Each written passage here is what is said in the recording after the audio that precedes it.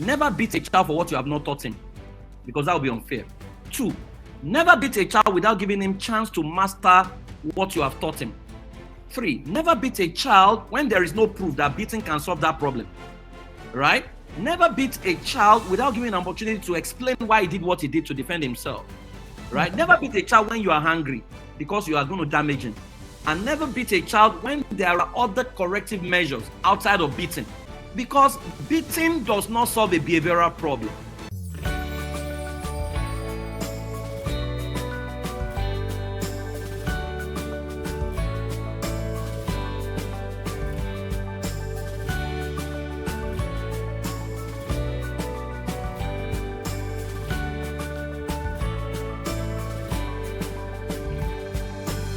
Now, to the lesson of the day. If you're a parent or you are warming up for that position, I want to assure you that this video you're about to watch is one you will want to thank me for. I thank Pastor Funke Adejumo for bringing this our way, and to his guests, Mr. Praise.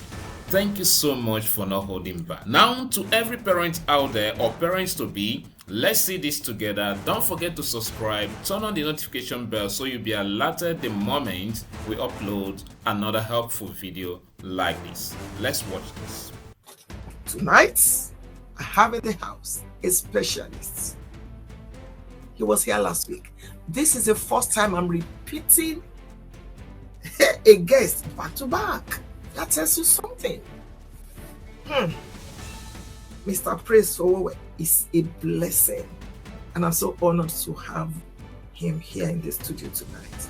My opening remark is that the child you nurture today will nourish you in the evening of your life. Good evening, Mr. Praise, and welcome. Good evening, Ma. Thanks so much to be here. I like this African couple. Hey, I hope tonight, African parents, I hope we are safe. For the opportunity to come back again. I do not take it for granted at all. Thanks so much for all you've invested in us over the years, over 20 years. Thank you, man. Thank you so much. You're so welcome. We thank God for your wife that has allowed us to continue to have you. We're grateful that she's sharing you with the world. We thank God. God bless her and your children. We do not want to assume. Thank you so much. The floor is all yours tonight. We want to, as I've advertised, we want to learn about parenting. I don't want you to hold anything back. Okay. The times are changing. Yes. How my parents raised me is different from how I'm going to raise my kids. Yeah. That's why I keep saying that in the olden days and all that. So we're parents and we're here and we want to learn. Please, someone is asking, how do I share this? We're telling them to share the link. Please reply. God bless you, the team. Please go ahead, Praise. Thank you very much, Ma, and good evening, good afternoon. It's noon here, wherever you're joining us from. I want to appreciate Mommy for bringing me back again. And this time around, we're discussing something very passionate to my heart. It's a subject I have researched across different cultures of the world over the years, and I will make it a masterclass because I am very passionate about African parents, especially. I live in Dallas, Texas, and when I moved to the US, that was the first thing I started doing, because I started asking questions, I started looking at data, and I was quite shocked at the things I realized, and I compared to other people, like the Indians, the Jews, and the Japanese, and the Chinese. What I saw was totally off the hook, and it blew my mind.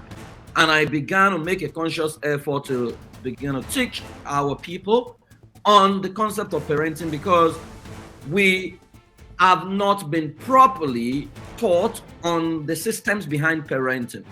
What has happened consistently over the years is our parenting has been very emotional.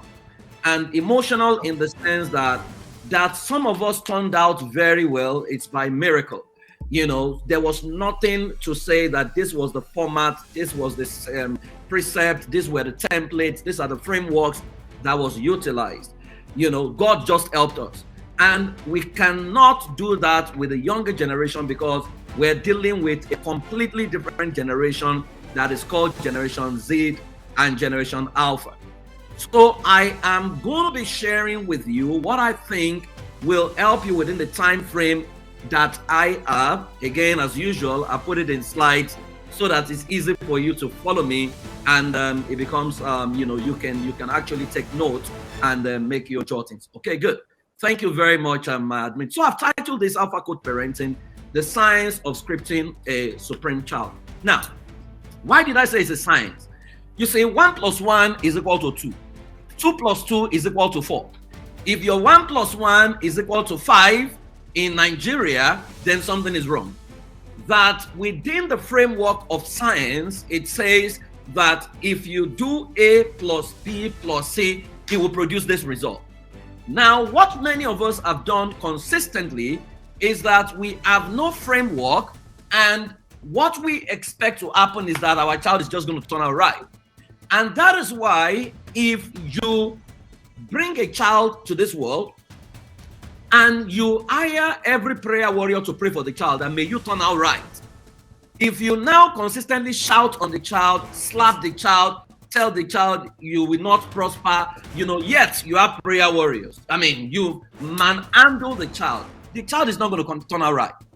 And so if we understand the framework behind effective parenting, then I believe that we will continually produce leaders who understand what it takes to produce a nation that we all desire to have. Look across Africa. I took a trip across Africa about 3 years ago, did an analysis of the parenting system of almost every nation in Africa. It brought tears to my eyes because I understood for the first time why our leadership is the way it is and why it would seem as if our continent is the way it is. Now, if you notice, for those of you who live in the diaspora, compared to other groups in the world, you notice that the group that struggle to collaborate to do anything together are Africans. As a matter of fact, we would rather kill our own than ensure that they succeed. So where I come from, you have an adage that says, if another person's own does not spoil, your own cannot be good. And for years, we repeated that adage, which means that if Pastor Funke is going up, it pays me to pull her down than to strengthen her. Now, if you cannot trace that to our parenting, then I'm going to share with you where all these things is coming from, because these are all functions of parenting. Now, the first thing I want us to do is a prayer I usually pray whenever I run a parenting session, and I want you all to join me wherever you are to pray this prayer. Now, so 1 to go. I am a worthy parent, and I understand my role in raising saviors who will transform our world. I rise from every failure and live above every old belief that seeks to limit me. I am open-minded to learn and master whatever it takes to produce the best version of my children, and through me, all the families of the earth will be blessed. I'm a super parent of a super child. Thank you very much. Now, I love the way the scripture puts it. Proverbs 22:6. Now, I am not a pastor. I am a professional, even though I'm a believer in the Lord Jesus Christ and I function in churches. Now, initiate a child in the custom he should follow. When he starts to show age, he will not turn away from it. Embedded in that verse is a system that says initiate. If you understand initiation, you know what it means. Initiate a child in the custom he should follow. Not necessarily the custom you want him to follow, but the custom that will produce the best version of him. That your first assignment is your capacity to observe and identify your child. Now, many of us struggle to do that, so we do not know that the most powerful force on earth is the force of parenting, because the life of a human being is literally in your hand. So when you were born, your parents did not consult you before they gave you a name. They gave you a name that befitted them. They didn't consult you. They did not consult you before they put you in a school. Now they did not understand the impact of the school they put you in, the belief system of the teachers they allow to teach you, the children that sat beside you. All of them is what has produced this version of you. Now, when you understand the framework behind systems intelligence and producing a child, I think Africa will begin to produce giants who will stand their ground everywhere they go. And that's why I'm so passionate about tonight, because I believe and I've prayed deeply that God will begin a revival in our parenting in Africa using this platform. Now, if you look around the world, there is a movement. I don't know if you have observed it. America was talking about American force during Donald Trump. Japanese talks about Japanese perfection, right? To say that if you buy a Japanese car, you know what to expect. Now, if I've studied Japanese parenting, and it's interesting to note that Japan has a structure around their parenting. As a matter of fact, when you say you're a Japanese, it actually means about 6 things. There are national values that they carry, and that's why they will tell you that one of the most respectful races in the world are the Japanese. They say thank you even to street lights. They say thank you to ATM machine. They are so cautious. If you go and eat in their restaurant, you will see them pack your plates to wash for you, right? Despite paying their money. If they go and play a soccer match, you will see them clean up the stadium. They are not trying to impress you. That's who they are, and that's the way they are framed. And their parenting system is built on that, and their educational system is built on that. Jews talk about chosen Jewish. Now, a lot of people don't understand the way Jews raise their children, and that's where I have a challenge. You know, when we give birth to a child in Africa, we do child dedication. Where did we get child dedication from? We got it from the Jews. Now, Jews do child dedication, but Jews don't do just child dedication. Jews have a curriculum that is 14 years in nature. That curriculum, every Jewish parent knows it. Now, that's the framework for raising a child.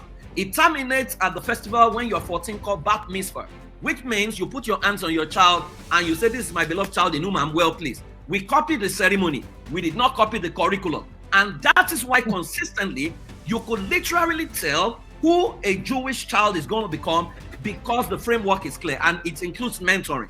Now, Germany talks about authentic German. Even LGBT talks about destructive LGBT, because LGBT is not just another group. LGBT is a nation. Any group you see that has an anthem, that has a national flag, is actually a nation, right? Enterprising Indian. If you check many of the Fortune 500 companies, many of them have an Indian CEO. It is not by happenstance. It was intentionally scripted. Many years ago, about 2 years ago, actually, not many years ago, myself and my wife wanted to move house in Canada, Brampton. In fact, I went to Brampton for Christmas and I didn't see so many Christmas lights. And I was wondering, are you guys not doing Christmas here? And my wife reminded me that, it's Indians who are very, very, who live here. But we checked about 50 different houses in a bid to move a house. But there was an house that struck me that was very interesting. We saw about 11 families living in that house, right? And we were shocked. In fact, I saw bed in the sitting room, I saw bed in the bedroom, I saw bed in the kitchen, everywhere. Now, I wanted to find out why they were moving. And so I researched a little bit, and they told us that they were leaving because when they got to Canada, they felt it was inappropriate for each family to go and rent a house for $2,700. So they decided to stay in the same house, and they told themselves that until the last family gets their third house, they will not move apart. So the last family out of the 11 has just bought their third house, which means each family had three houses. So that was why they were moving apart. Now they were moving apart to go and replicate the same model for the other Indians who were just coming in.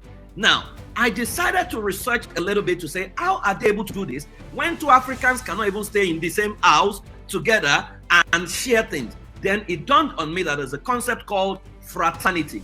Fraternity means that, the only place you compete as an Indian is within India. That when you step out of India, you extend the frontiers of India to the rest of the world. So when you step in, you have villages that you step into, so you are able to collaborate. Interesting. Now, there was another story of my friend who was going to buy a house, and the house was $1.something million. And the house was owned by a Jewish girl who was 21 years old. So we wanted to find out how was a 21-year-old girl able to afford a 1-point-something million house, and she wanted to sell it.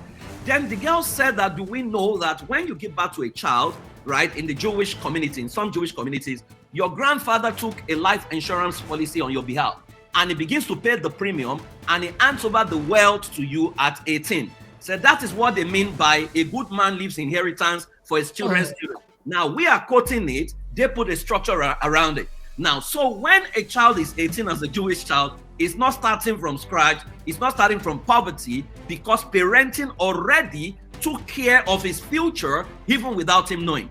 Now you have the wealthy Arab, sovereign British. The question is, where is Africa? Now, Africa, we don't know where we are, because instead of collaborating to become great, we seek to bring ourselves down. And it's a function of our parenting. So you look at everywhere is full of natural resource with low human resource and no systems resource. Our natural ability becomes genius once the right system is in place, right? So you realize that it's not as if we are totally bad. It's just that we have not put a structure around the system that becomes make parenting becomes replicable. So if you look at the index in 2020, they said the 12 worst countries to live in. If you look at the entire list, you will find Africans all over the place. Now, you need to pay attention to what I'm saying. And because I'm not here to defend anything, I'm here to show you what research says and to present a framework that begins to help us. Because every time I share, people say to me, Prince, you don't know what you are saying. Our parents, they discipline us. Then I ask them a question. Do you know the meaning of discipline? Because the Latin word discipline is the word disciplina. The disciplina means to groom, to raise, to help, and to disciple. Within the context of discipline, there is no yelling, there is no shouting, there is no squeezing of face, there is nothing like that. But there is another word. The word is called domestication. Domestication is the Latin word domesticatus. It means to tame and to clip wings. So every time you say to your child or your parents say to you, I'm going to tame you in this house, I'm going to clip your wing, they are not disciplining you, they are domesticating you. There's a third word called punishment. The word punishment is the Latin word punire. Punire means to inflict pain or to avenge, right? So when you understand that, you ask yourself, what your parents did to you that you call discipline, was it discipline, domestication, or punishment? Now, if you look at the 12 worst countries to live in 2020, you find us all over the place. Now, the question I began to ask when I started my research is that why are Indians, Jews, why are Japanese, Chinese, and the Emiratis able to effectively produce a predictable result that Africans have not been able to predict? If you want to know what is happening, you need to just live in diaspora. I mean, I've lived in Canada, I've lived a bit in the UK, and I've lived in the US. It's the same story everywhere I have gone. I've run seminars on parenting across different countries, and when I sit with my people, it's almost the same situation. I was leading a group leading a conversation in New York, and I saw a lot of young people just came in. They were complaining that the older Africans were not showing them the way. And so I was midwifing the conversation. Guess what the older Africans were saying? They were saying that if the young people don't suffer what they suffer, they will not understand what it means to acquire the wealth they acquired. And I asked, what kind of generation are we that our young people need to suffer what we suffer? Shouldn't there be an improvement at what we have suffered? They don't have to suffer it. But you see, that is the way we behave in many of the cases. Now, so this is what is happening. The Chinese, the Japanese, the Jews, the Indians, the Arabs, they have a clear agenda to take over the world. The agenda is very clear. So what they do is they spot the potential of a child and educate that child without emotions to become a part of an indispensable race for the world. What we do most times is we raise a child to become independent, to be better than his mates, and good-natured, even if it means having others for the rest of his life. So every parent wants to raise a godly child. When I ask them, what is the definition of a godly child? They don't know. They begin to say a godly child is a child who is quiet, who is obedient. Obedient to what? Right? Because you want the child to be obedient to you so that it doesn't argue with you. Right? Not because you are godly, because it takes someone who is godly to raise a godly child. So there are templates when it comes to godliness that we don't even understand. For example, when I ask parents to write out who a godly child is, they will write is loving, is holy, is righteous, is obedient, is doesn't commit sin. Those are the things they write out. Then I ask them, who is a godly child? They say a godly child is a child who looks like God. Then I ask them, can you write the attributes of God? Then they say God is omnipotent, God is omniscient, God is all-knowing, is sovereign. Then I say, why didn't you put omnipresent to a godly child? And they said to me, there is no human being that can be omnipresent. Then I ask them a simple question. Do you know any child on this planet who has innovated anything, created anything that is all over the world? Then they begin to mention Mark Zuckerberg. Then they begin to mention Coca-Cola. That is omnipresent. Then I said to them that you don't even know that your child has the capacity to innovate what can go around the world, means that you are going to damage your child, because your child is like the shark, you are the aquarium. The shark cannot outgrow the aquarium. So in your bid to raise a child, you can be damaging the child. So here is the script. While some people are raising those that will own the world, others are producing those that will serve those who own the world. So we are comfortable to raise a child, and we pride ourselves, my child is now, a graduate, is a PhD holder. But where is your child going to work?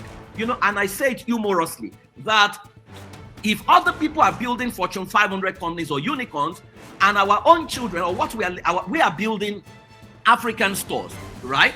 By the time our children graduate, we can only hand over what we have built to them. So what are we going to hand over to them? So if the Indians are handing some of the top companies to their children, we're going to hand over African stores. So it still means that they're going to rule us, or our children will go and work for them. Now we need to begin to ask ourselves, are there missing links? Because you cannot outthink yourself. So what I've realized is our worldview sometimes could be very, very narrow. And what we're going to do today is to expand it a little bit, so that your child can become the best version of himself. We need to understand that there are scripts we need to flip intentionally. So while others are trying to raise a successful race, we are trying to raise a successful child.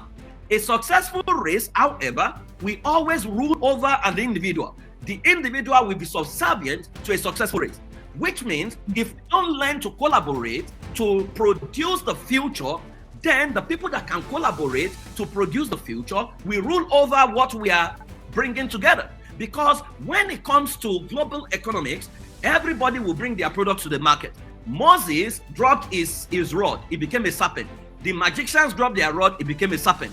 One serpent swallowed the other, which means if your superior service delivery is present in the market, it will swallow the inferior service delivery. Now, in the diaspora, this is the present reality. It is now a known fact that Nigerians, for example, are the most educated minority in Africa.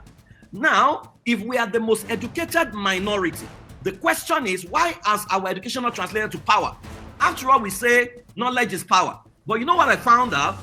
It means that it's a type of knowledge that produces power, not every knowledge. So you can just acquire knowledge and become a professor at nothing and not become powerful, simply because you have not been scripted to believe that you can be powerful. So in my research, I began to realize that the distance between our present reality as African parents and the future of our children is intentional scripting. I was brought to a university in Canada to lead the conversation about the future of African children in North America. And when we were having that conversation, I was making a presentation to them on what my research findings saw. So when people move to different countries, we migrate for safety and better life. Other cultures are migrating as a strategy for occupancy and influence, right? And so when we go to a school abroad, our education is for opportunity and relevance. Their own education is for relevance and indispensability. Now, migration is as a result of threat to humanity for us, because if Africa were good, maybe many of us won't move. But for them, migration is a strategic extension of the frontiers to other places. So you will see Chinatown, you will see Indian town, you will see their gods, you will see everything. They are moving, and that is why even when they speak, you could still feel their accent within their English. We move in 1 week and we begin to say, we begin to say all kinds of things. That is the clearest indicator that something is wrong with our identity. Now, when it comes to agenda, we don't have a visible agenda and coordinating units. They have clarity of agenda broken into coordinating units. What that means is, as an Indian, if I land in Irving, Texas, where I live, I will find an Indian community somewhere around me, a village I can belong to. Now, as an African, I'm always looking, and thank God, we have to appreciate God for African churches and maybe like Redeem, that has now made it very easy for some people to land and safe landing and find a succor. Outside of that, you will hardly find a community that can accommodate you. Now, when it comes to parenting, we do individual parenting system with no documented heritage template that can deliver a predictable outcome. They have institutionalized parenting templates with clear national values that govern outcome. I'm a member of Rotary Club here. 2 weeks ago, we went for Rotary meeting and the Indians came to celebrate a festival they call Diwali. Diwali is Festival of Light. When I looked at what they were doing, it's for like 4 days. There is a prescribed thing that they have to do every day for those 4 days. I was shocked.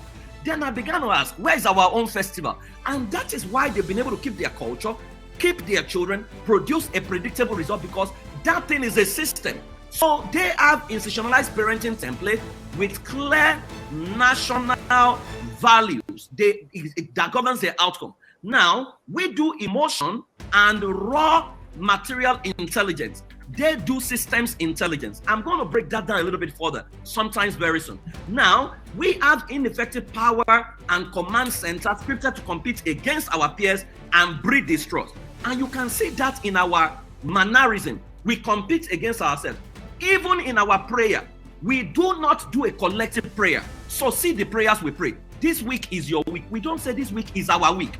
What that means is, I do not care if all other children perish. As long as my child is fine, I can testify, right? So we have a culture where we leave ourselves behind. Meanwhile, others, no child is safe until every child becomes safe. They have effective power and command centers built on super and peer synergy model. Now, follow me. I am going on a journey. So here are 4 questions we must first like to answer. Number 1, who taught you about parenting? Every time I've asked, and you can answer in the chat box, right? Who taught you about parenting? You know that your parent taught you. Who taught your parents? Their parents' parents. Who taught the parents' parents? Parents. Right. The person that taught all of us was someone who was hunting for Dane gun. I'm a squirrel with a Dane gun, sometimes many, many years ago. Now, number 2 question, in whose culture were you taught? Now, you were taught, if you were Yoruba, you were taught in the Yoruba culture. If you were taught in Swahili, you were taught in Swahili culture. Now, culture is the way of life of the people at every point in time. Now, what is the worldview of the people that created the culture? If the culture that taught you parenting is a culture that believes that a child is simply a cloth that covers you, that if you don't have a biological child, then you are naked, then that is faulty. And that takes me to number 3. What has been the report card of the culture that taught us about parenting? So when you look at global trends, they said they are going to Mars. Look at the day they said they were going to Mars. Did you see our culture there? Were we the ones leading those movements, right? In fact, many things we were saying when they were saying they were going to Mars, what we began to say is that they don't chop belle food. If these people are not food, they will not be thinking of going to Mars. That is how we talk. That is how we think. Because something has gone wrong with our identity. I did a bit of research to look at the past in Africa, and I was shocked that Benin City, for example, was one of the most developed cities between 1300 and 1700. How come that is not documented? How come that is not taught? I was shocked that Benin was a smart city, built a wall that lasted for 400 years, right? No, the day I taught teenagers in America, I taught African teenagers about Benin City. Everyone in class was crying. And you know why? They said nobody ever told them. Because parents in the diaspora don't know, for example, that America or Canada does not fully accept your child because it's black. But your child also does not know about Africa. So at the realm of their identity, there is an imbalance. They are floating. And that's why you see them get into drugs, get into all kinds of things, get into crime, because their identity is threatened and questioned, and they don't know who they are. Now, the challenge is many of us are parenting a new generation with an old parenting script. Now, you need to understand that between the time a child is born and the time the child becomes an adult, there is one thing that happens: handling or scripting. That R. Kelly is in jail. Everybody talks about he's in jail, he molested ladies. Yes, that's a fact. But who was R. Kelly as a child? His mother would leave him with 5 other women while she went to fend for him. While his mother was away, the 5 women would take turns to sleep with him and tell him not to tell anybody. Now, so this guy was already damaged as a child. The only friend they made was a 13-year-old girl. One day they were walking and there was a flood that swept the girl away. So there was pain inside this guy. There was an imbalance in his emotion. With the benefit of hindsight, if you listen to many of his songs, they were actually cry for help. So he's singing, "The storm is over, I believe I can fly," "Trapped in the closet." They were plea for help, but we did not hear him simply because he was so good at what he was doing. Now, the imbalance in the gap that was not covered within him was what made him to begin to gravitate and began to molest people and messed up a whole lot of people. We need to understand that if we don't properly script our children, creating a framework that can produce the outcome we want, because parenting is an 18-year curriculum. What happens from age 19 is your report card. The problem is the axe is blunt. So King Solomon says, if the axe is blunt and one doesn't sharpen the edge, then he must use much strength. He said, but skill brings success. Skill brings success. Skill means processed talent. What that simply means is you need to work your talent and turn it into skill. So nobody can prep effective parenting into himself. You need to study, you need to observe, you need to build framework. The template of the old cannot create the future. And if we don't embrace new rules, we'll keep replicating the old. So let me tell you something that happened. Research. Many years ago, I noticed that around Lagos, there were several prayer meetings opening up called Destiny Recovery Prayer Meeting for Firstborn Children. So I began to ask them if I could come to those meetings and run a survey. Many of them turned me down, except one. They said, "Praise, come and run your survey." So I went there. I asked them, why do you do Destiny Prayer Recovery for firstborn children? They said because they've noticed that the firstborn children don't turn out right, and so they're doing Destiny Recovery Prayer. Then I ran a survey, and the first question we asked was, how many of you studied parenting before you raised your firstborn child? In the entire meeting, I think there were only 3 people. Now, so I now said, could it mean that the firstborn child is usually the specimen in the experimental lab of your parenting? So you use the firstborn child to learn parenting, that by the time the secondborn child comes, you have mastered a few things. But you know the specimen does not survive the experiment.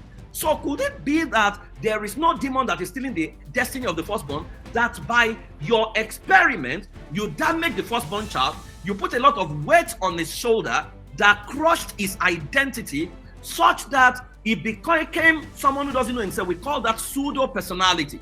Now, that is what many of us are doing because we have not taken time to study parenting. I mean, have you asked yourself, why does God give you 9 months to deliver a baby?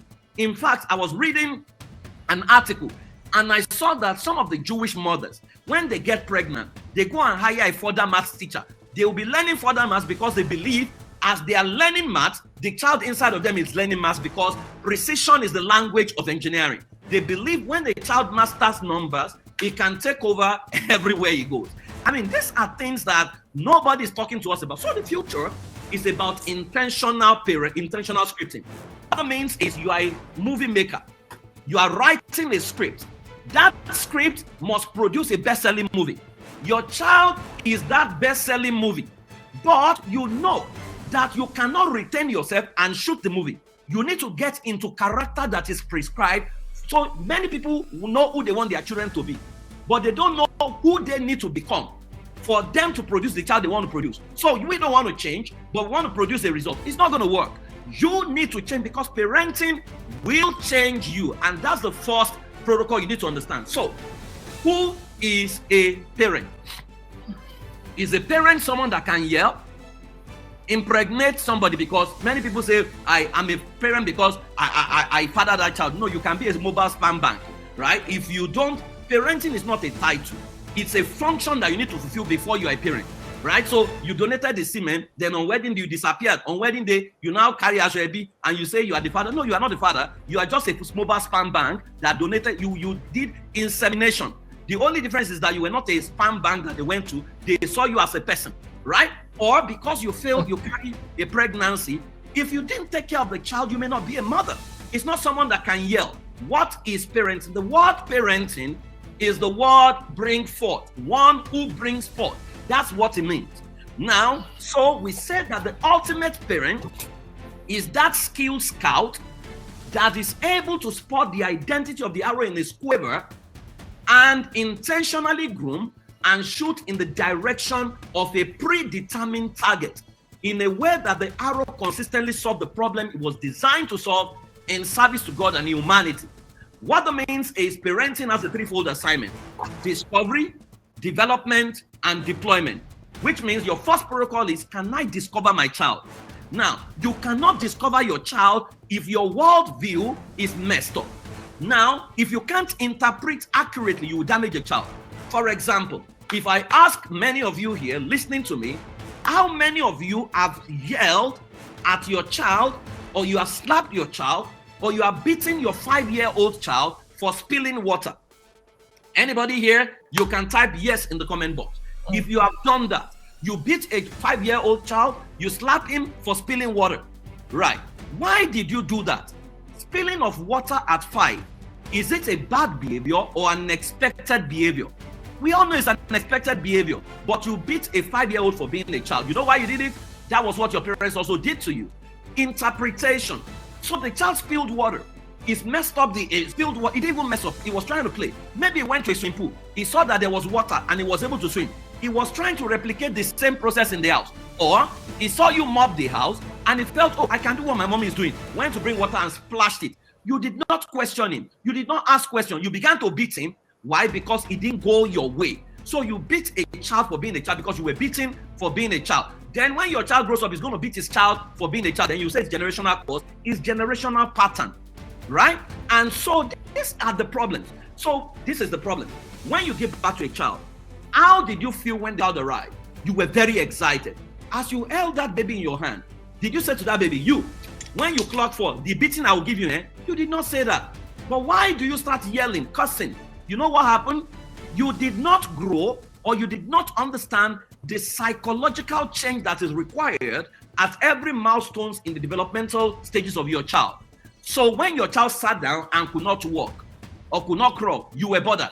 But when the child started crawling, you did not factor that once he starts crawling, he will start pulling things down. So he broke your plate and you were upset. You began to beat him.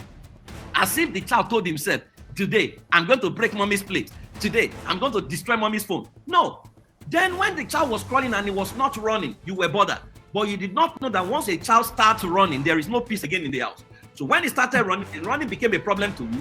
And to curtail his running, you started beating him. You started yelling. You are disturbed. I always say to people, if you know you cannot raise a child, don't bring a child into this world, right? So when the child became a teenager, you did not know that as a teenager is a growing adult. Is going to be able to challenge everything you have ever taught him, because when a child is less than 3, he believes that my parents know everything. Between 4 to 6, he believes that my parents know a lot of things. From 7 to 9, he believes that my child knows, some things. From 10 to 12, he believes that my parents know a few things. From 13, teenage years, he believes my parents know nothing, right? And so we said that you cannot be a child's teacher without first of all becoming their student. So can you discover your child? If you walk into a room and you have a 12-year-old, 2 legs to the wall, sleeping at 2 a.m., how will you describe that behavior? If your description of that behavior is that your child has joined witches and he has gone for meeting, it means that the people who schooled you, who mentored you, were the arbiters, the Kotoye, the Ayamatangas, and the funny things that we loaded our brain with when we were growing up. Your default should be, can I be curious to ask, why is my child sleeping like this? Is this a new sleeping style? Can you try to learn? But we do not do that. So if you can't discover, how do you develop a child? If you can't develop a child, how do you deploy a child? And let me say this carefully. Your child is not a compensation for what you couldn't achieve in your life when you were growing up. So don't make your child into a compensation. Number two, your child is not a retirement benefit when you grow old, right? You need to raise your child without losing yourself. Because if you lose yourself, that your child will give to you in your old age is not cast in stone. What your child must bring must be honor, not necessarily what you want to live with for the rest, because you might become bitter if your child does not bring what you're expecting him to bring. And I don't want you to live your life in bitterness. So don't lose yourself. Plan for your future. If your child now brings, it is honor. Right. So discovery, development, and deployment. Those are the threefold assignment of parenting. But there is a challenge. You are raising a new generation. That generation is called Generation Z and Generation Alpha. I always say to parents humorously that is the generation that God has sent to question us about everything our parents got away with. They will question you, everything you are doing. One day my son said, Daddy, we pray about God in this house. Can you bring God down? Now let me take a selfie to go and show my friends in school. Now, how do you respond to that question? Right? Because I couldn't even ask my parents those questions. One day we're teaching about love in the Bible. And my son asked a question. He said, Daddy, you say God is a God of love. Why did he tell Moses to go and kill an entire village? I was trying to remember what we tried to think of what to say to him. Then he said, if we are members of that village and they killed us, would we say God is good? And he said, these people that they killed now, where will they go, to heaven or hell? These are questions because the games they are playing is a fast thinking game. So they are thinking faster than we are thinking. So if you do not understand them, you are going to get into trouble, because loud and bold is the new right in their world, but the strategy system is often the winner. So while they are bold, while they are loud, you need to become very strategic to win. So who are Generation Z and Generation Alpha? I don't want to bore you with pictures. I'm going to tell you 4 things you need to know about them. Number 1, their identity is not defined in their quest for truth. They are very open-minded and they love to express individual truth. That's why in Nigeria, they are called Sorosoke. Now, you need to respond to them by managing perspective to the power of questioning. Why do you think like this? And how do you think like this? Don't say, shut up, keep quiet. No, you can't keep them quiet, right? They will not keep quiet. So you need to engage them and be able to try to understand using questions. We call it the stealth system. You bypass conscious resistance, ask them questions to lead them back to the right values. Number 2, they are radically inclusive and connecting to different truths. They understand everyone's style. That's why they are digital natives. They don't know the difference between gay, straight, this, that. They are brought together by internet. So what you need to do before they are 12, you need to blow them into an intentional tribal ideology that is built on love, equality, and fairness, but leave room for respect for others. That's what I'm going to say to you, mothers. The future wives for this Generation Z are not domesticated wives who are going to sit at home and say, Daddy, breakfast is ready, lunch is ready. So better teach your boy child how to cook, or else he will struggle in the future, right? So put the girl child and the boy child in the kitchen. My 2 children, the boy and the girl, both of them cook. They've started cooking since they were 6, right? So we don't have to bother about many things right now because they can do it. So don't say something is women's job, something is male's job. No, they must be free to dream and become anything they want to be. Number 3, fewer confrontations and more dialogue. They seek to understand different truths. So change must come from dialogue. You can't slap your truth and wish their truth away. What that means is they want to be part of the conversation about, what vacation, where are we going to go vacation? You can't just say we are going to Hawaii. No, they need to be part of it. They want to be part of conversations around what food do we eat in this house. When I was growing up, my father's appetite determined what we ate. That's why one of the food you can't find in my house right now is pap. I used to love pap, but my father made us, we drank pap like 3 times or 4 times every week. So I always say to my children that the pap for the rest of my generation, I drank it while growing up, because that was my father's favorite food, right? So you need to sit with them, because let me tell you about them. Whatever they are not part of, they will not champion it. In fact, they will sabotage it. So you want to dialogue with them. What do you think? And I'll make you laugh. Before we got married, because I'm in the family life space, so I understand how to build family system.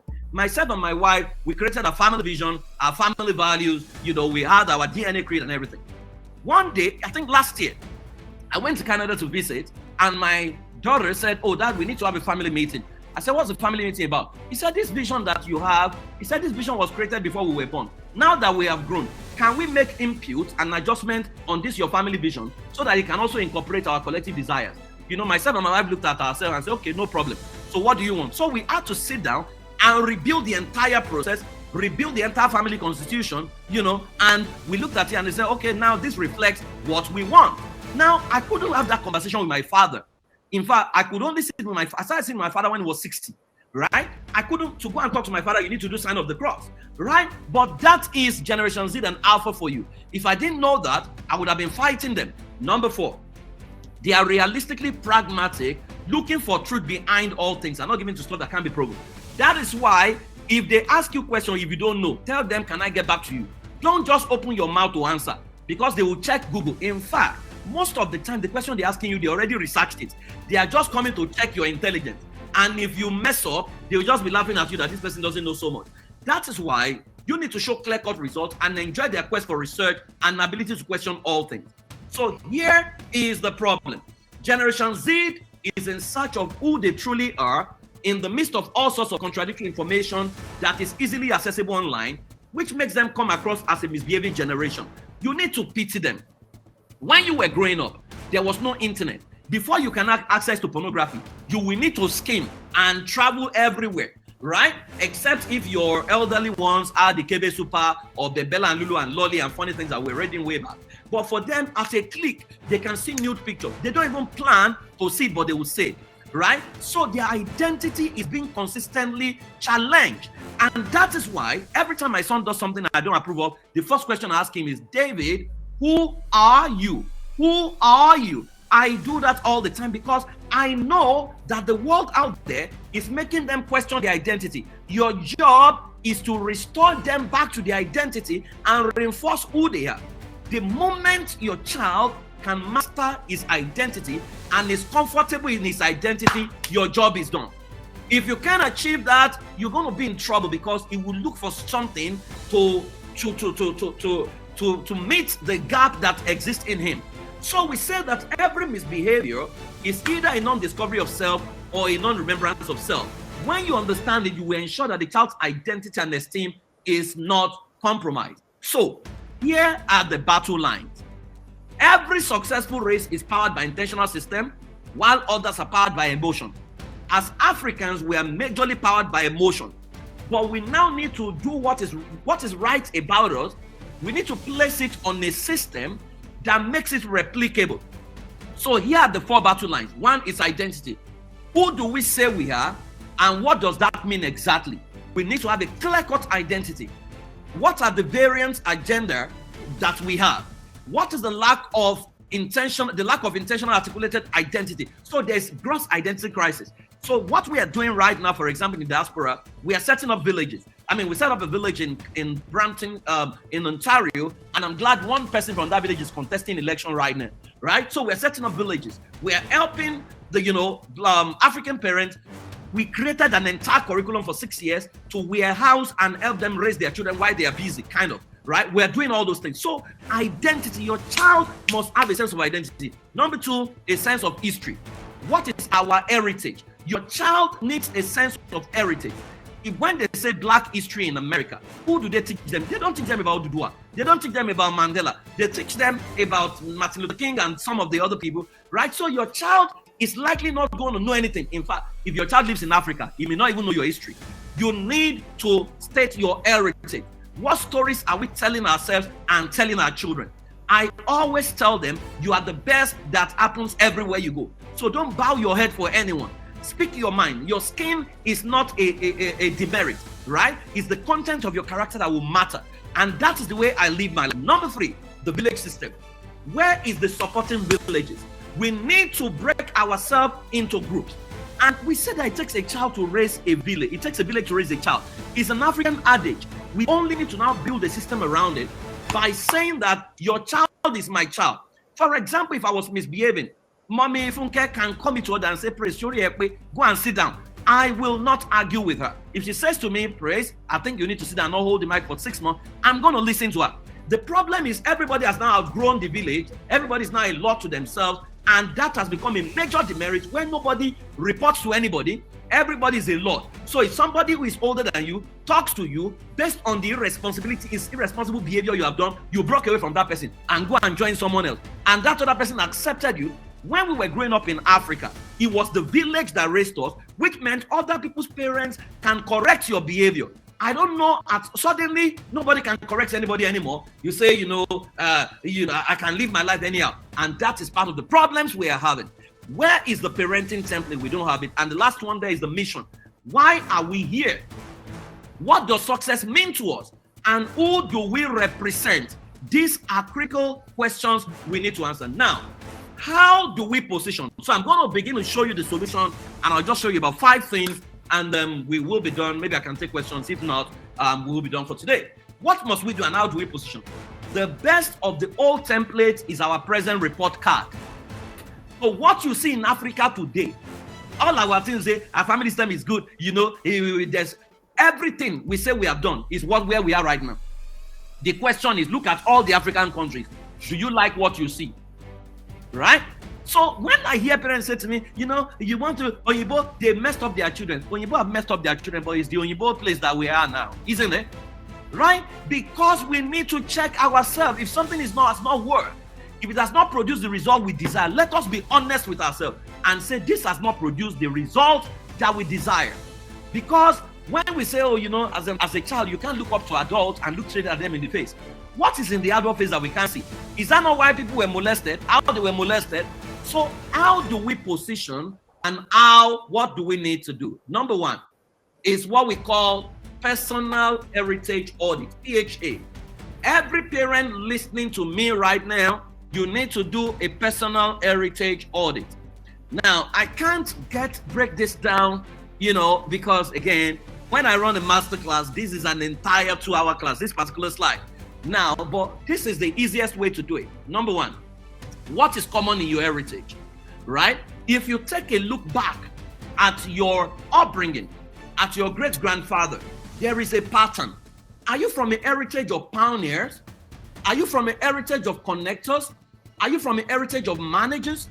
Are you from a heritage of marketers? You need to answer and profile that and put it on a system, because that same belief or behavior is in your child. Number 2, what could have been that wasn't with you and what went wrong? So we call that patterning. You need to check your history. Who were you from age 5, from age 10, from age 12? What are your pain points? Because traumatized people pass trauma to other people. So many of us, what manifests as yelling, as shouting, was the trauma we were subjected to. In fact, sometimes your child is playing and you suddenly say, go, just go and get serious. Your child's play is reminding you of the play life took away from you when you were growing. And so the only way to respond is to respond in anger. So what could have been that was with you? You need to do robot analysis. What is our parenting alignment charter? Let me explain that a little bit. If you and your husband, let's say you're married, if I ask you what is your parenting charter and you don't have, or you have separate ones, you are likely going to damage your child. So if you are, a permissive parent, right, and your husband is something else, it means you have PDP and APC in your house, or you have Republican and Democrat in your house. What begins to happen is the children look for the person who is soft. When they want to get away with anything, they go to that person because they know this other person. Unconsciously, they begin to attach hatred to the person who says no and love to the person who says yes. When they grow older, they will think that other person loves them and the other person hates them. So you need to come together. If your child says, "Mommy, can I have chocolate?" You ask, "Have you asked your daddy?" I say, "I asked that." Daddy says no. So I have said no. Right? That is how to do it. Then what virus exists that must never be passed on? Those are your pain points. If you can pass on poverty, you can pass on yelling, you can pass on shouting, screaming. Those are things you can pass to people, right? And that is why consistently we are passing all kinds of things to the younger generation subliminally, unconsciously. I was sharing somewhere, I think yesterday, I was talking to a couple and I was saying to them that many of us have developed patterns that we don't even know where it came from. So you see somebody who says, I'm an introvert. He does not know that it was because the potential that he has was not given expression based on how he was raised, and is what has conscripted him to become an introvert. but all his life is going to live another person's life and think he's an introvert. Meanwhile, it was the handlers that conditioned him to become an introvert. So you need to check, are there pain points in you? And how do you know? If you see someone around you succeed and you begin to feel bad about the person and you begin to say he doesn't deserve it, that's a clear indicator that you have esteem issue and you have insecurity issue. If you hold on to something and you don't want anybody to share it with you, that's another clear point that something is wrong. If you're always feeling wherever you go of covering things up, of pretending to be who you are not, is a clear indicator that your identity does not exist. You need to get help, because the tribe that takes out time to install this will rule the world. Number 2, you need to understand what we call child discovery and road mapping matrix. What does that mean? You need to observe your child. Your child will be sending you signal from the time your child is born. That is why from ages 0 to 3, you do not take a position. Ages 0 to 3 is observation. You are interpreting what your child is sending. I'll give you an example. When my son was 3, he started a crèche. So they invited me over. They said that my son was destructive. Immediately I said, no, my son is not destructive. And they said, so I said, why did you say this? He said, when he comes to school, he collects the pencil of his friends and he breaks them.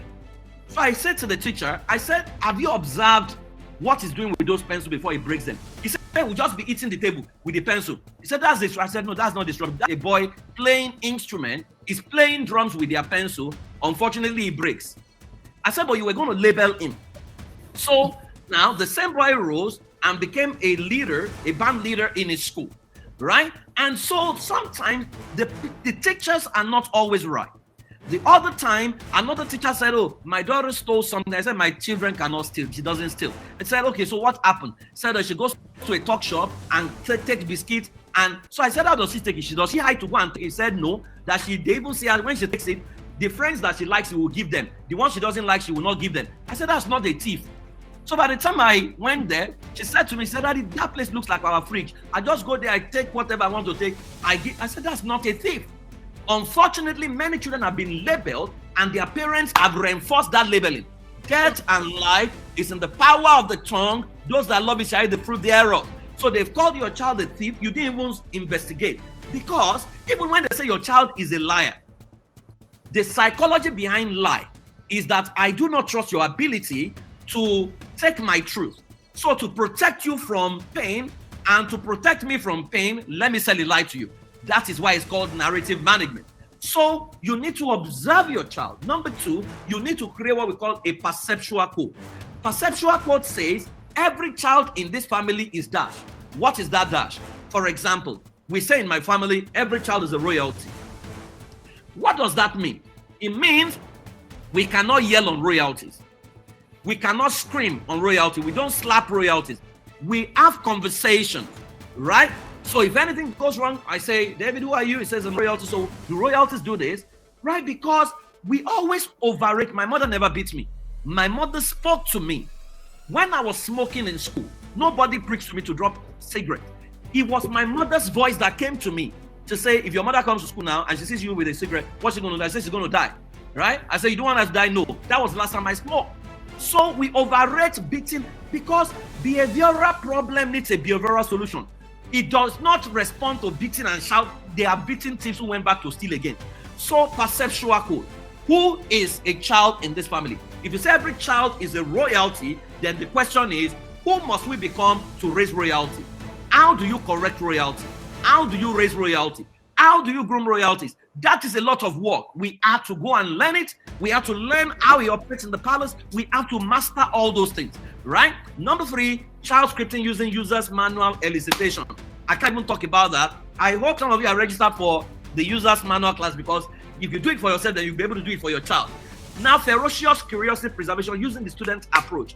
Whatever your child is doing, you need to be a student, right? You need to be a student to your child to better understand it. If you come with the arrogance of a teacher, you will miss many things, right? And so if you don't master your child user's manual, your child is at risk. And why your child needs a user's manual is because people are coming to live with you. So every time my children, when they were in Nigeria, we go to grandma's place, I know my mom watches African Magic. We don't watch African Magic. So we say to her, please, you are not going to watch African Magic as long as they're there. She said, yes, I agree, right? When we noticed that some of the cartoon networks were showing things that we didn't approve of, we moved them to National Joel. So they started learning about animals, right? You need to be on top of your game.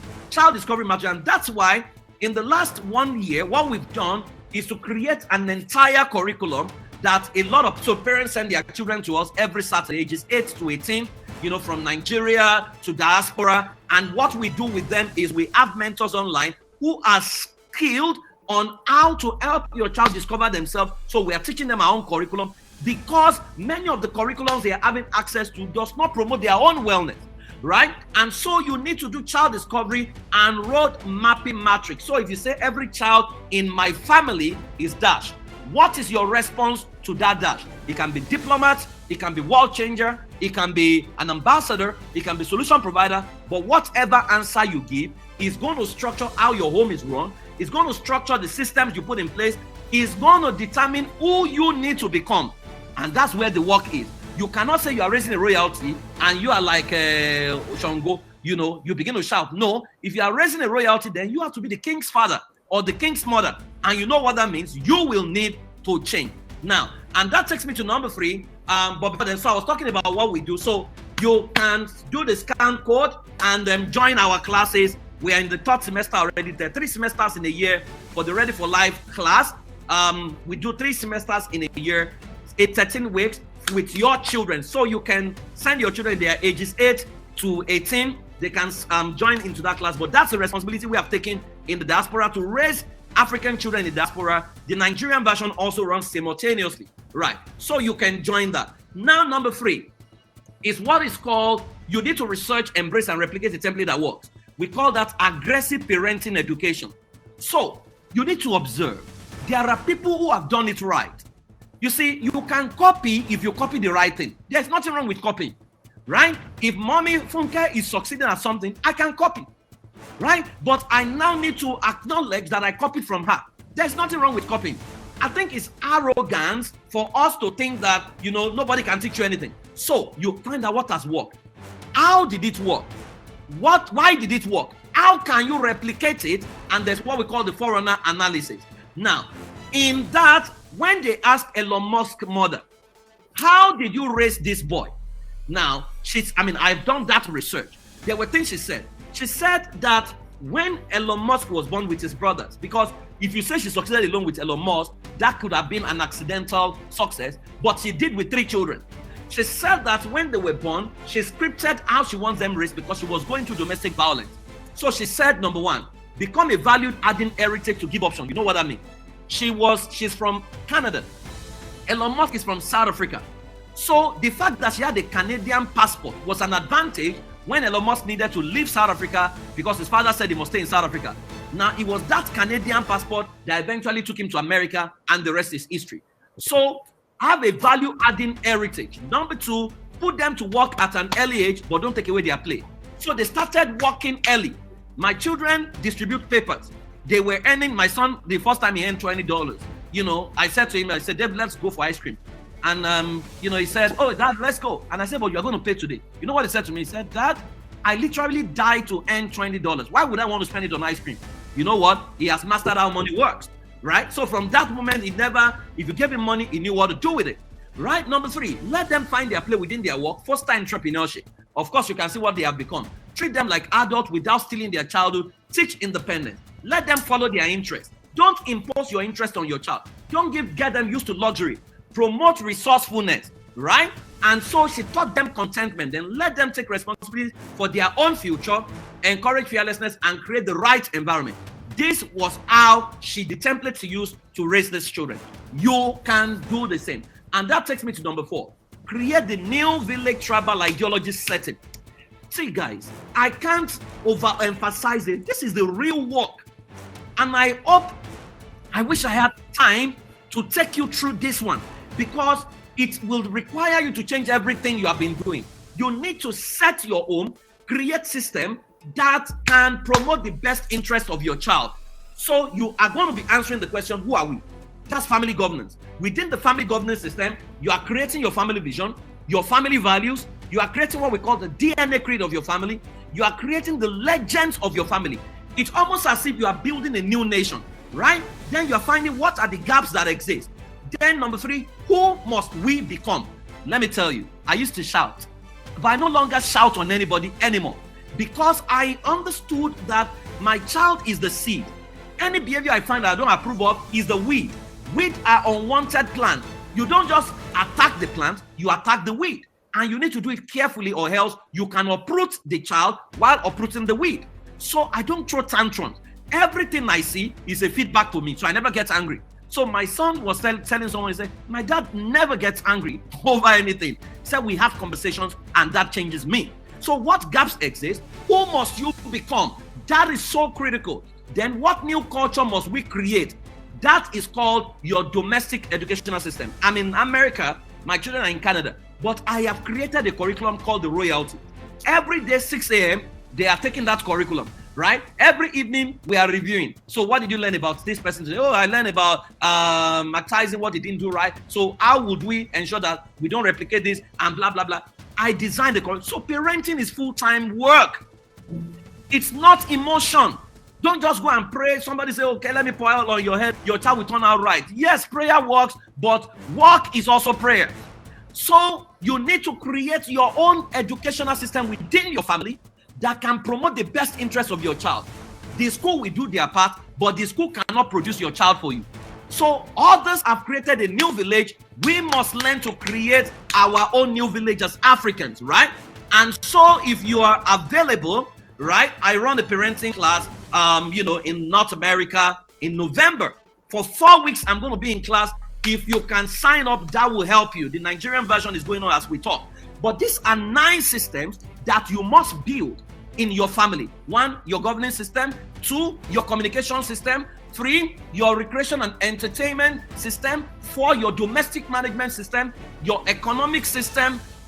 Your educational system. You need to also build your security system, your family health and wellness system. See, when I took a group of family heads through this, it took me 11 months to get them to the place where they could personally install this. We are tracking their results right now.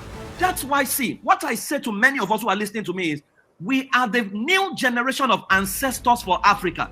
And that's why we have to get it right. If we get it right, our children will learn by observing us. So if you can make it into class, it will do you a world of good, right? And number 5, which is the last one, there is sin identification and casting. You need to know your role and collaborate with your children to win. What does that mean? Your job as a parent from ages 0 to 3, you are a scout. Your job is to observe your child. Your job is to see what your child is doing and interpret, right? That's all you need to do. Just be jotting down, oh, at 2, my child was doing it. Why is he doing this? That's your job. You don't shout, yell, or scream at a child within that age range. Now, from ages 4 to 6, you are a model. Your job is to lead your child by example because children do what they see you do, not what you say. When my son was 5, I used to have pot belly. My son looked at my wife and said, when I grow up, my tummy will be as big as my daddy's tummy. My tummy was aspirational for him. The following day, I got into the gym and I dropped 14 kg within the next 4 months or thereabout, right? So I took out the pot belly because I was saying to my wife, this boy does not deserve my intelligence, he deserves pot belly. That's not good enough. But that's what you show. So if you don't read books, don't say your child will be reading books. If you are always on your mobile phones, your child will not likely be given to books. So he will also be given to screen. So you need to lead by example. From ages 7 to 9, you are an instructor. That is when you deploy your domestic educational system. That is when you deploy your domestic education, so which you need to create, 7 to 9. From ages 10 to 12, that is the age a lot of parents lose their children simply because they just think he's a spirit team, he can take care of himself. No, that's the age where you need to be their friend. That's when you need to know their password, their passcode. If they don't induct you into their world at that age, trust me, the teenage years is going to be turbulent because at this age, they have a lot of secrets. They have a lot of best friends. They have a lot of all kinds of things. So you need to be inducted. That's when you need to be their friend. And the best way to do this is tell them to teach you their dance step. Once they feel they have something to teach you, they will teach other things. Now, from ages 13 to 18, you are a coach. In the teenage years, your job is to create perspective, present perspectives, and to help them create strategy that helps them win. They know a lot already at that age. So don't think you will talk to them anyhow. You know the problem with many of us in the teenage years, even though your child is a teenager, in your head, you are still seeing that little baby you carry in your hand. No, your child has grown. So you cannot talk to him anyhow. His ego begins to respond to you. So your job is to be a coach. And what I say to parents who tell me, you know, Praise, I have a teenager, my teenager is fighting me, he's not listening to me. I say, you are pretending that he just landed on this planet as a teenager. What you do in your toddling years is the report card you find in the teenage years. What you do in the teenage years is the report card you find in their adulthood, because from age 19, you are a cheerleader and an advisor. Your child is no longer obliged to listen to you from that age, but if you have done a good job, they will still listen to you because your influence over them will be visible because you have done an excellent work. Now, let me tidy this session up by saying to you that parenting a genius is not just a prayer battle again alone. Prayer is good, but I told you last week, prayer is a combination of words, thought, and action, right? So we need to do the do and pray the prayer. We need to pray as if we are not going to work as if we are not going to pray. That's the equation, right? It's not longer individual parenting. It's now a battle of systems intelligence and tribal ideology in which the stronger and the most valuable will win. So what you need to do, find like 10 other families who have similar values with you. Create your own village together. Co-parent your children, right? That is the way forward, because the socioeconomic atmosphere is not good at the moment. We can't say don't go to work, but can you build system? System is what will win right now. I'm not around my children all the time, but I am in tune with what is happening all the time because we built a system. So you can build a system that works. Just like says, children are not things to be molded. Children are people to be unfolded. So your job is to unfold your children, and as they unfold, don't get angry. Adjust yourself and find what works. It takes a village to raise a child. The question is, where's your village? And who will make up your village? It's your responsibility to now create that village. But what will you be willing to do to truly raise a new generation of saviors? Let me tell you, like mommy will always say, if you don't pay for things, right, you will not appreciate it. This is a free masterclass, and usually what I do is I always prepare to give my best, whether it's free or not, because not everyone will be able to come to masterclass, to the coaching classes. But what you have enough today is enough for you to totally go and tear apart what has not worked and begin to embrace what can work. So if you are available November, you are in North America or you are in Europe, you can attend Alpha Code Parenting. It starts November 5. It's for 4 weeks, every Sunday night, right? You have workbooks, you are working and designing things. All the people that have attended the last one, they've not finished designing their family code. But that is the place we need to go right now. We need to embrace systems intelligence and begin to help ourselves grow. There's an African proverb that says, a man who goes to the battle that requires a gun with a cutlass has already lost the battle. Guys, the next level of battle for our parent team is no longer a battle of cutlass. It's now a battle of nuclear weapons, and we need to be prepared. The question is, will you stick to your old tools, or will you change to the new rules of parenting to win this parenting battle? I believe that everyone here, if we all take responsibilities, we can shift the base of power and raise over 50,000 new generation of ancestors. That is what I personally tasked myself to do. That I will warehouse other people's children, and I will co-parent with them to raise their children, because no African child is safe until every other African child becomes safe. I'm not going to leave them behind. There is a lot we need to do together, but we all have to take personal responsibilities for this. So if you can send your child to us, that would be fantastic. You can scan the barcode, and if you are a parent, you want to come to class, you can do that. You can sign up. We will teach you all you need to know, and we will collaborate with you to become a new generation of ancestors. We're going to end the way I started. So if you are a parent, we're going to pray this prayer again afresh. Are we together? 1 to go. I am a water parent, and I understand my role in raising saviors who will transform our world. I rise from every failure and live above every old belief that seeks to limit me. I am open-minded to learn and master whatever it takes to produce the best version of my children. And through me, all the families of the earth will be blessed. I'm a super parent of a super child. Let me say this before I stop talking. But guys, look into the future. Look at Africa. We don't like what we see. But you see, there is no leader we hate today that's not a product of a certain parenting. The question is, what virtue or value was deposited in him that has produced the kind of leaders they have become? If you check, many of them were products of pain. And that's why they're inflicting pain on the nations in Africa. The salvation of Africa is not in the political system alone. The salvation of Africa is in your family, is in your parenting.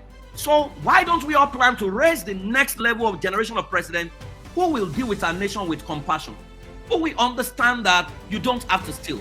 Who will understand that it's about the people and not about you? Who will become servant leadership? That is why I think the most important skill we all need in our world today is the skill of parenting. Thank you very much, Mommy, for having me.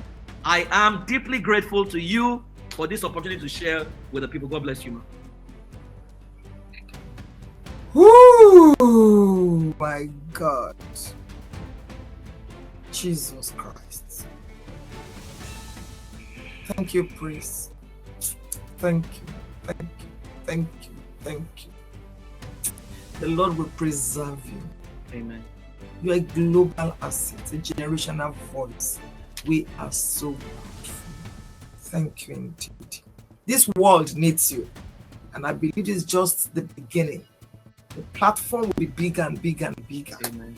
Thank you so much. Everybody, please just go and follow him.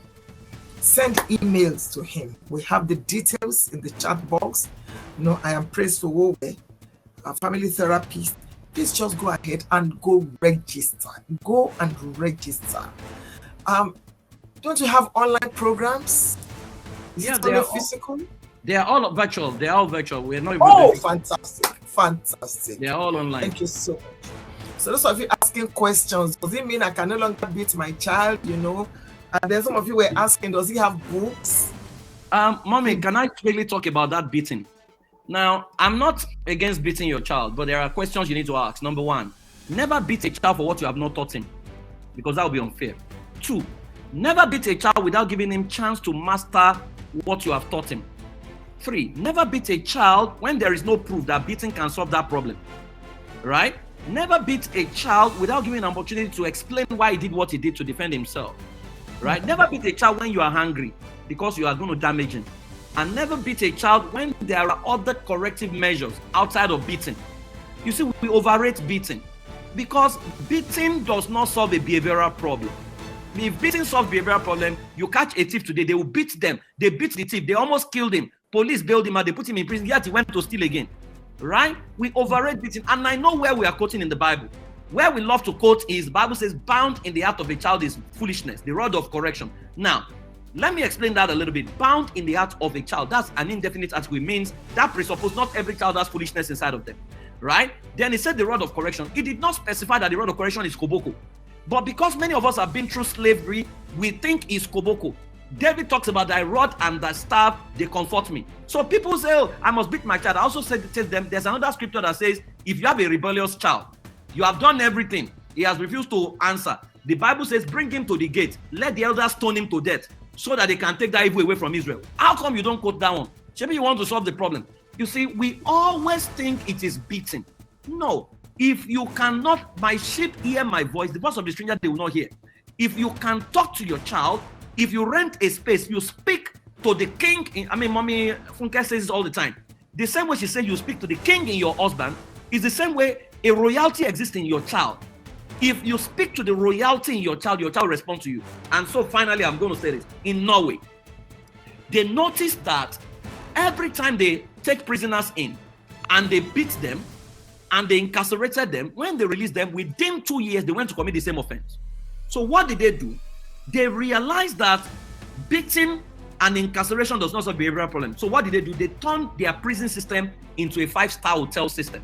So when the prisoner came, they changed their clothes. They put them in a room that looks like a king, right? They gave them TV, they gave them cable, and those that are married, they allowed their wives to come and be sleeping with them if they wanted. They now did a profiling of their talent to know what they love to do. So there were people who left prison to go and become surgeons because they become qualified doctors from prison. Now, what did they do? They built a mantra that says, when you treat a human being with the energy like a beast, he will respond like an animal. When you treat a human being like a human being, he will respond back with the energy of a human being. But when you treat a human being like a royalty, they will respond back to you like kings and queens. And where did they get that from? The way the father treated the prodigal when he returned. And right now, the crime rate in Norway has dropped. In fact, now they're outsourcing their prison cells to other countries to come and put their prisoners. Right? This has happened. So please, your child is not a criminal. You can do better. Wow. Thank you so very much. I'm going to bring him back. People are asking that I bring you back. And when I bring him back, he's going to be answering questions. And then he's going to, I'm sure he'll be more inclusive. Thank you so very much. Please go follow him and then go register for this courses, this event. You can tell that something is about to happen to you. Thank you again so very much, and thank you everyone for being a part of this family tonight. God bless you from around the world. I appreciate all of you. Please have a fantastic night. Thank you again, Praise. Thank you, Mrs. Praise. Thank you to your children. We appreciate you. God bless you. Have a great night. Thank you, the team. Please have a great night.